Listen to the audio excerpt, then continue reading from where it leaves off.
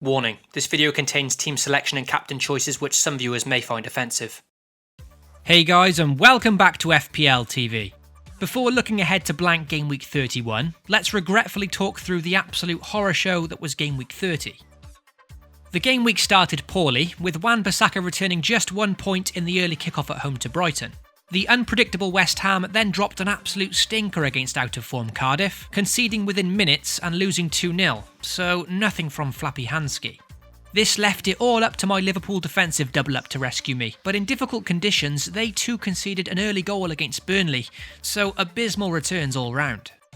With blank Game Week 31 in mind, I chose to sell Tottenham's Son last week and decided to take a punt on Manuel Lanzini.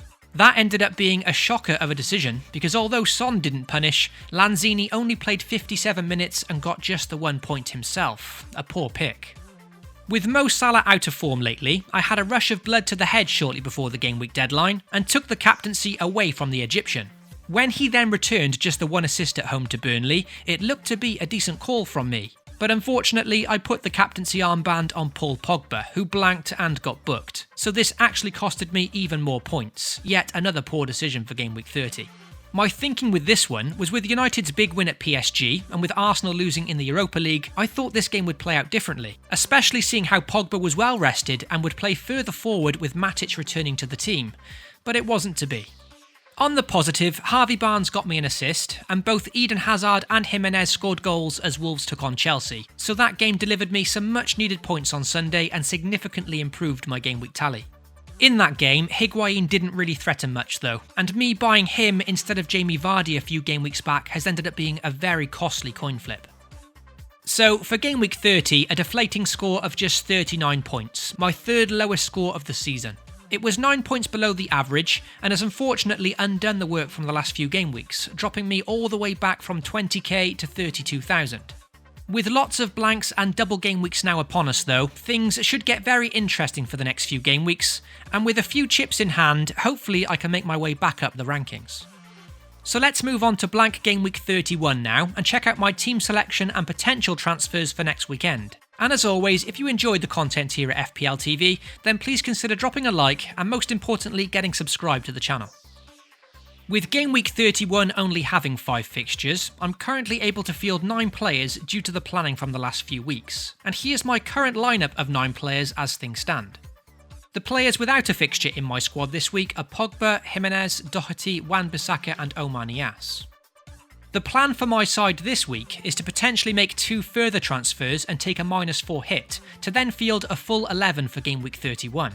I then intend to play my free hit chip in Game Week 32 to take advantage of the big double game week, which includes Manchester United, Wolves, and also a few other teams, which depending on the FA Cup results are yet to be confirmed.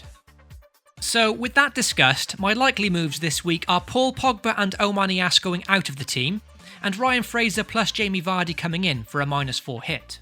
With me not having much value tied up in Pogba, this is quite a straightforward decision for me, and it won't cost me much to get him back again on the free hit for his double game week in 32.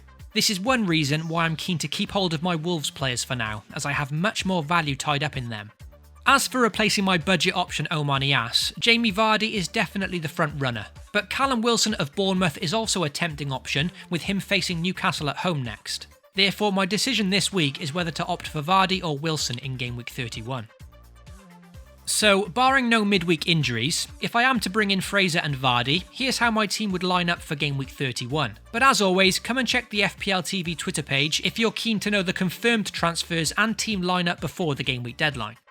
With Liverpool facing Fulham, that's definitely a fixture we'll all be eyeing up for big points. And in a perfect world, I'd much rather their attacking options like Mane and Firmino this week, instead of having 2 defenders in my team. Hopefully though, Mo Salah can return to form against this leaky Fulham defence, and for my squad at least, he's still an outstanding captain choice, so the armband is 99% certain to stay with the Egyptian. As for the bench in blank Game Week 31, there's no outfield player with a fixture within my squad, so no headaches with selection at least.